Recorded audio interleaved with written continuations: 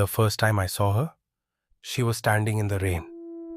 Her silhouette was a shadow against the flickering street lamp, her hair clinging to her pale skin like ink spilled on marble. She didn't move, didn't flinch, even as the storm raged around her. Her eyes, deep, endless pools of black, locked onto mine, and I felt something stir in the pit of my stomach. Something dangerous.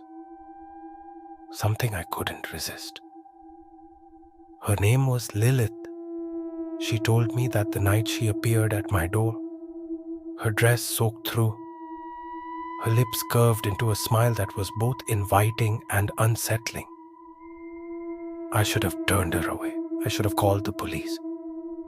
But the way she looked at me, the way her voice seemed to curl around my thoughts like smoke, I couldn't. I invited her in. The house felt different with her in it. The air grew heavier, the shadows deeper. She moved through the rooms like a ghost, her fingers trailing over the furniture, the walls, as if she were memorizing every inch. And then she turned to me, her eyes gleaming in the dim light. "Do you believe in fate, darling?" she asked, her voice a low purr that sent shivers down my spine. I didn't answer. I couldn't. My throat was dry, my heart pounding in my chest. She stepped closer, her breath warm against my skin, and whispered, "Because I think we were meant to find each other." That night, I dreamed of her. But it wasn't a dream. Not really. It felt too real, too vivid.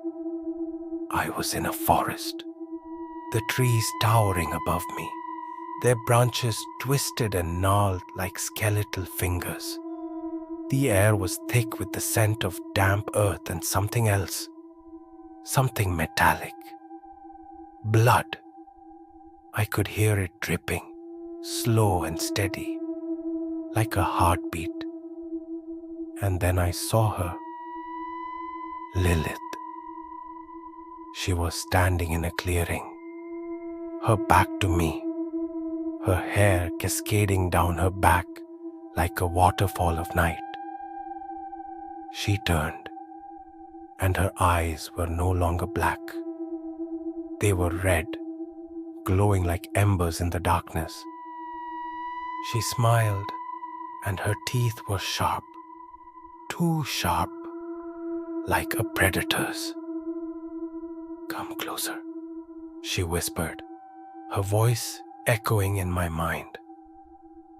"I want to show you something." I tried to move, but my body wouldn't obey. I was rooted to the spot, my limbs heavy, my breath coming in shallow gasps. She stepped closer, her movements fluid, almost hypnotic. And then she was in front of me, her hand reaching out to caress my cheek. Her touch was ice cold, but it burned like fire. "You're mine now," she said, her voice a sultry whisper. And I never let go of what's mine. I woke up screaming, my sheets tangled around me, my skin slick with sweat. But the room was empty. Lilith was gone. Or so I thought. The days that followed were a blur. I couldn't shake the feeling that she was still there, watching me, waiting. I would catch glimpses of her out of the corner of my eye. A flash of dark hair, a flicker of movement. But when I turned, there was nothing. Just the empty house. The silence pressing in on me like a weight. And then the dream started again.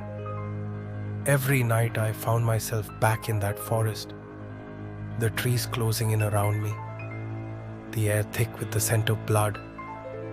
Lilith was always there, her eyes glowing, her smile cruel and seductive. She would whisper things to me, things I couldn't quite remember when I woke up. but they lingered like a poison in my veins. One night, I couldn't take it anymore. I grabbed a knife from the kitchen and stormed into the forest behind my house, determined to confront her, to end this madness once and for all. The trees loomed overhead, their branches clawing at the sky. The air was thick with the scent of damp earth and blood. And then I saw her. Lilith. She was standing in a clearing, just like in my dreams. But this time, she wasn't alone. There were others. Shadows, figures with glowing red eyes and sharp, predatory smiles. They circled around me, their laughter echoing in the darkness. "You shouldn't have come," Lilith said, her voice a low, sultry purr. "But I'm glad you did." I tried to run, but my legs wouldn't move. I was frozen, trapped, as she stepped closer, her eyes gleaming with the hunger that made my blood run cold. "You're mine now," she whispered, her lips brushing against my ear. And I never let go of what's mine. The last thing I remember is the feel of her teeth sinking into my neck, the pain sharp and sweet, like a forbidden pleasure. And then, nothing. When I woke up, I was back in my bed, the sheets tangled around me, my skin slick with sweat. But something was different. The room felt colder, the shadows deeper. And when I looked in the mirror, I saw her. Lilith, her eyes glowing red, her smile cruel and seductive. "You're mine now," she whispered, her voice echoing in my mind. And I never let go of what's mine.